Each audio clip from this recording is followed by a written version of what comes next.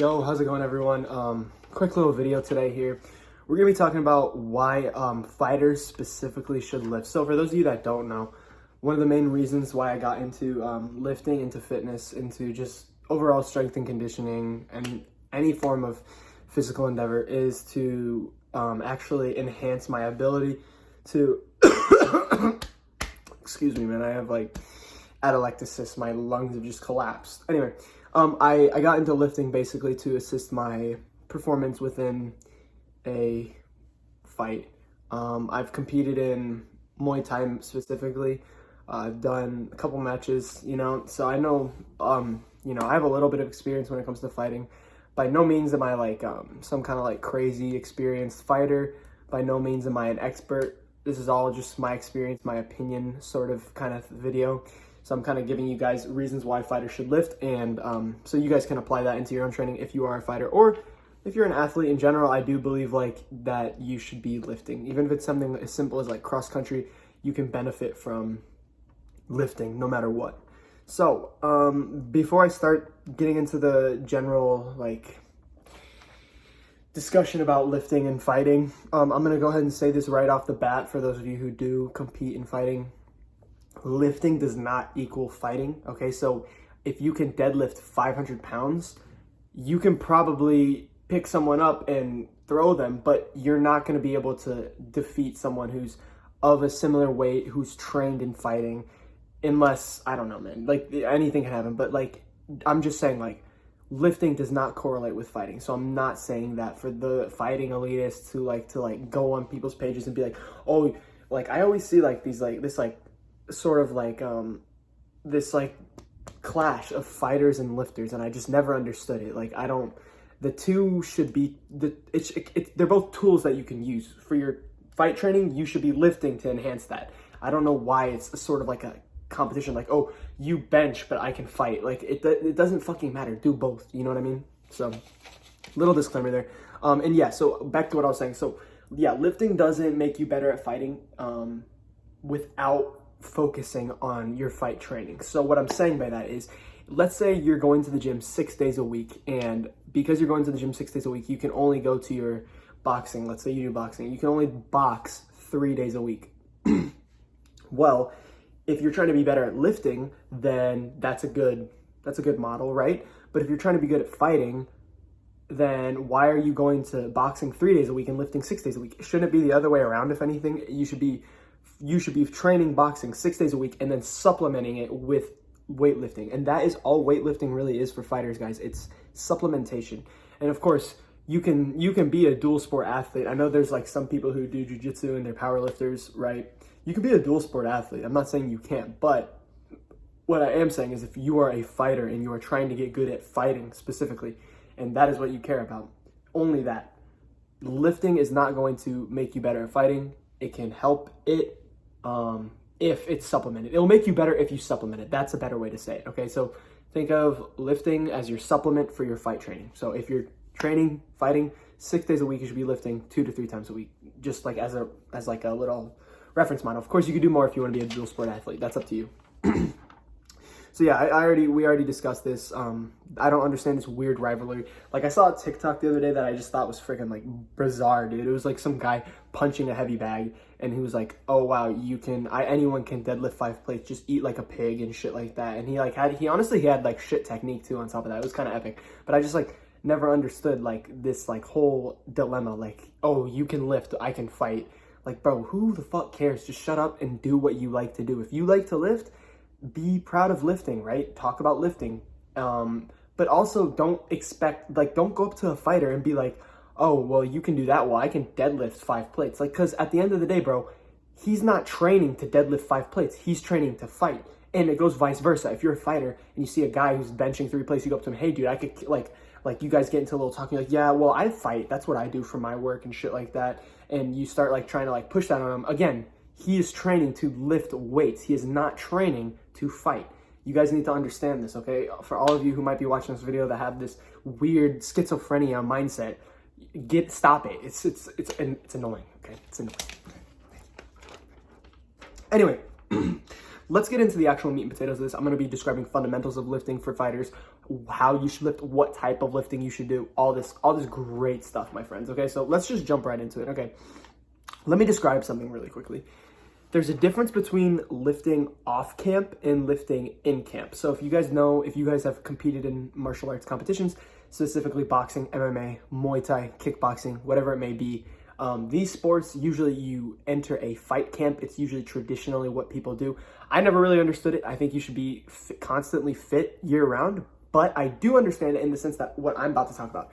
So let's say off camp, you enjoy lifting, right? So it's something that you do. So let's say you're lifting 4 times a week off of camp and you're lifting heavy, right? So when you lift heavy, you need to eat more because that's just how that works. If you want to lift heavy, I'm not saying you're trying to bulk. I'm saying your body needs the energy to actually be able to lift these weights. So off camp, you're lifting 4 days a week. You're training 6 days a week at whatever martial art you're doing.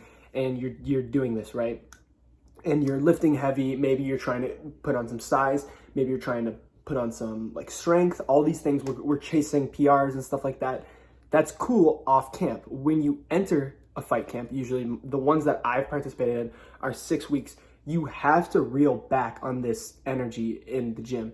So, and why is this? It's because you're spending so much time doing high intensity cardio for fighting, because that's really what fighting is. People think, I'm just speaking from experience in kickboxing actually. So any of you guys who are grapplers, of course, please leave a comment. This is open discussion, whatever. I'm not trying to silence anyone, but I'm speaking from my experience as a kickboxer, Muay Thai fights, kickboxing, KO1 rules. Fighting is very much, striking is very much cardio. It's very much power and elasticity over a strong, what am I talking about? I'm sorry, I just lifted, my brain's a little bit wonk. I'm about to go study after this, dude. It's about to be so bad. But fighting is a long cardio bout where you're using muscular endurance, if anything. It's rarely about strength. In the clinch, it is about strength, so I will say that strength is important for lifting. Strength is important for lifting. Strength is important for fighting. Brain damage, bro. Maybe I should stop. But yeah, strength is important for fighting in the sense of like clinch work, grappling and stuff. So back to the point that I was trying to make. When you're in camp, you should be focused more on mobility, longevity, health, like really trying to improve flexibility through mobility. So what does that mean? We'll describe that later. And when you're out of camp, you still should be mobile as a fighter, but you can now do things like eat a bit more, chase these PRs, and you're sort of like building your physical capacity, right? So off camp and in camp lifting, the differences, okay? In camp, we're doing like really bare minimum stuff. I'm talking like maybe one strength movement, like a clean, like just a clean, low reps, relatively low sets, and then like more like things like, we'll talk about it later, but mobility, very low strength, very low hypertrophy, mainly mobility, okay? I would go as far as to say is that when you're in camp, you really should not be focused on hypertrophy at all. Maybe doing one hypertrophy movement an entire week, and it should be for something like your legs or your abs. But anyway, so the 3 reasons that I would say fighters absolutely need to lift, and you guys kind of got a teaser from that in the beginning. I talked about it. So the first component that you need to be super aware of when you're a fighter and you're lifting is your mobility. Mobility over everything in a fighter, I think, is the most important. I think the best fighters are the most mobile ones. They're the ones that have the most control of their body under loads. So basically, what mobility is gonna, and when I say mobility, I do mean full body mobility, but primarily I think your hips, your shoulders, your hamstrings, these things need to be mobile. So when we talk about like shoulders, I think things like the external rotation are really good. You have a dumbbell, you're externally rotating your shoulder. I think behind the neck press is great for shoulder mobility. Really deep pullovers with a nice stretch at the the part where you're back here, all that stuff, right? So again, mobility is the cornerstone of any lifting program if you're a fighter, in my opinion, okay? Because I think that learning to control your body and having this range of motion is gonna make you more fluid in your craft. It's gonna also, the biggest benefit aside from, I think, body control, and it might actually surpass body control, is injury prevention. When you're mobile, you are less likely to be injured in nature, and in the sport of fighting, you are gonna be injured at some point. So you need to understand that we need to make sure that the lifting that we're actually doing in the gym is not damaging us. It's actually helping us stay healthy, okay? So I gave you guys some exercises for the shoulders, some hip mobility stuff, piriformis pulses, if you guys have ever heard of those. Knees over toes, a guy made them really popular. I think it's great. I think pancakes, cable pancake stretches, another really good hip mobility. Hip 90-90s, stuff like a really deep, nice ATG squat. Don't butt wink as much as you can. Try to avoid that, but you know what I mean. Like a deep ATG squat, an ATG split squat. All of these things are really going to help you with your mobility in the hips, the shoulders, the hamstrings. Nordics, Jefferson curls. I forgot about those. I love a good Jefferson curl. And again, these aren't exactly heavy movements, right? If anything, they're more like hypertrophy training, except they're not really getting a hypertrophy stimulus. You're getting a stretch stimulus, which can lead to hypertrophy, but not in the way you think. So, sorry about that. I'm just fucking whatever, man. But yeah, mobility equals less injury. It equals better body control. Another great mobility drill is literally to go up on the wall, put your hand on it, and do like those high kicks. That, dude, that exercise itself, I used to never throw head kicks, and that exercise itself has made my head kicks, they're still not that good, but they're a lot better than they were before. I can literally pop my lead leg up and just kick, like a karate kick, kind of. It's not really like a Muay Thai kick, but it's still strong, still has a nice little pop, and it's due to that. So first thing that you need to be lifting for is literally mobility, okay? So mobility should be your cornerstone. The second reason that you need to lift, okay, is going to be power and strength. I know everyone probably thought that was going to be the most important part, but in reality, it's probably the second biggest component of a lifting program for a fighter specifically. So what I mean by power by strength, literally throwing punches is all about power. It's not really much so about strength, but again, when you have things involved like the clinch, when you have things involved like wrestling and grappling, it does sort of become more about strength, more muscular endurance strength, so strength over time, but still you want to be working at maximal loads. So anyway, let's talk about some power and strength, sort of like things that I would implement into my program if I was a fighter or I had that focus. I think the one thing that is kind of, some of you are going to disagree with me, I think Olympic lifts in general are extremely good exercises for any fighter. Just getting that power in your hips and the mobility it requires is also, you're kind of killing two birds with one stone, but it's all about power. You're exploding your hips, you're extending the hips and flexing them, immediately catching whatever, and then, you know, in the jerk, you're using that upper body kind of coupled with your legs to kind of get the bar up in the air. And then of course the snatch is great, and also isolating certain portions of this movement. So for instance, like a snatch, a wide grip snatch jerk, you know what I mean? Or just a hang clean or something like that.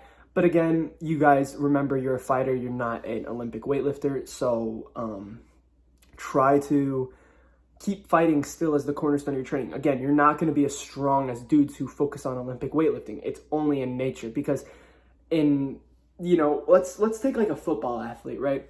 Football is literally about peak athleticism. It's about who can run, jump, sprint the fastest. Fighting, while it is about, you have to be very athletic to be a fighter. Do not get me wrong. You can still, I think I would argue that fighting is more about skill, and it's about being a technician and fight IQ than it is about pure athleticism. Of course, being a better athlete is something that you need to chase as a fighter, but it should not replace your skill work, okay? So I'm just making that clear. So that's why I like the Olympic lifts. They're just overall power builders in general. Power building. I never understood that term. It's not a thing, but the Olympic lifts build power, okay? Overhead lifts. Again, for that shoulder health and shoulder strength, I think having healthy shoulders and having strong shoulders is really important. And I think a good overhead press is one of the best ways to sort of build that shoulder mobility, but also shoulder health. When I had the biggest shoulder problems, it was from benching a lot. And I do think bench is still something that you can do if you like it. And I like bench, but right now I'm mainly really into these overhead movements, right? Everything in my program is really about getting the bar overhead in terms of like the pure strength stuff, right? So it's a lot of Olympic weightlifting, and it's a lot of pressing overhead and back work, because I think your back needs to be strong too. But with that being said, overhead lifts and Olympic weightlifting, they go hand in hand. So again, put those in your program if you're lifting. And if you're lifting off season, you can, like I said, you can do more with these things. You can sort of have more fun with lifting and go more into it, right? But when you're in season, or you have a fight camp coming up soon, you need to start switching it more to the conditioning, muscular endurance side rather than strength and power. The strength and power is going to go down naturally if you keep focusing on muscular endurance and stuff like that. But again, this is what your sport entails, okay? So with that being said, still with power and strength here, we're going to be talking about sprints and sled pushes and pulls. Now, sprints are great because it's pure speed, it's maximal effort, it's your body weight against your body weight. How fast can you drive yourself down? It's a great conditioning tool. Overall, builds power, builds strength. It's great. I love sprints. I have nothing bad to say about them. The only thing that I could say is maybe if you do a lot of sprinting and a lot of running, which some of these coaches love to push running on their athletes, which running is good, but when you run too much without, my PC just died, without doing like some kind of antagonist movement, which we'll talk about with sleds, is honestly detrimental. So keep your running, still run, don't get me wrong, run 3 to 4 times a week if you're a fighter, but and that includes sprinting, like 3 to 4 times, either a long run or a sprint, blah, blah, blah. But you need to make sure that you're not doing, for instance, my last fight camp, I had to run so much what was prescribed by my coach, and I messed up my ankle for a long, long time. It just was so stiff and sore, and I had to rehabilitate it and like stretch it out and do a lot of mobility on my ankle. And it's better now, but man, dude, that shit was really annoying. Anyway, which brings me to my next point, the sled. Okay, I think that the one thing that I would bring if someone said you can only use one type of tool for strength and conditioning, you can't use anything else, you can't use your body weight, you have to pick one exercise. Or, okay, I guess that's kind of weird. I guess one piece of equipment. I would pick a sled, okay, with a rope, and I would load that shit up. Because the sled, in my opinion, I was talking about this with my friend today, because I just finished a workout with him. We were talking about the sled, and I was like, this might be the second most, this might be the closest thing to how you feel in an actual fight in terms of conditioning. It is brutal on your entire body, right?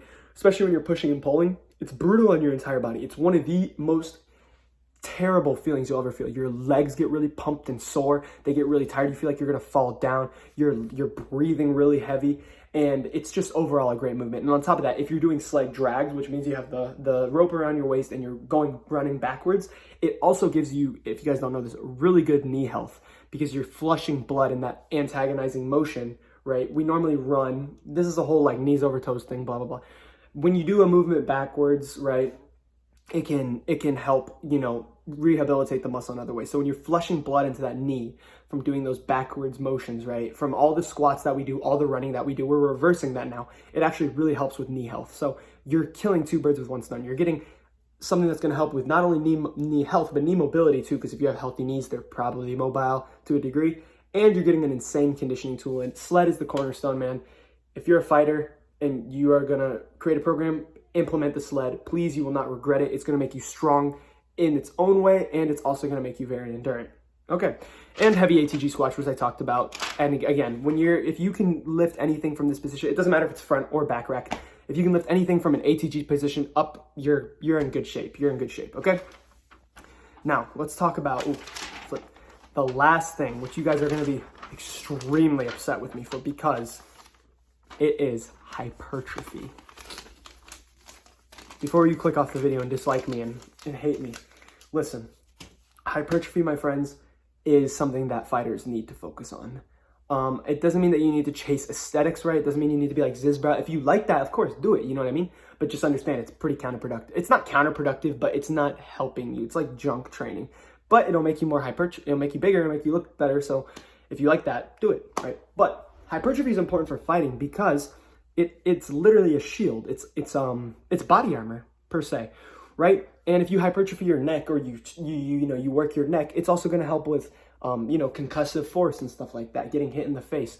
So you need to make sure that you're hypertrophying the right muscles. I think honestly, dude, leg kicks are something that I can endure. Obviously you want to check a leg kick. I'm not saying take a leg kick, but you're going to take leg kicks here and there, right? And I think having big quads has helped a lot with being able to endure a leg kick, okay?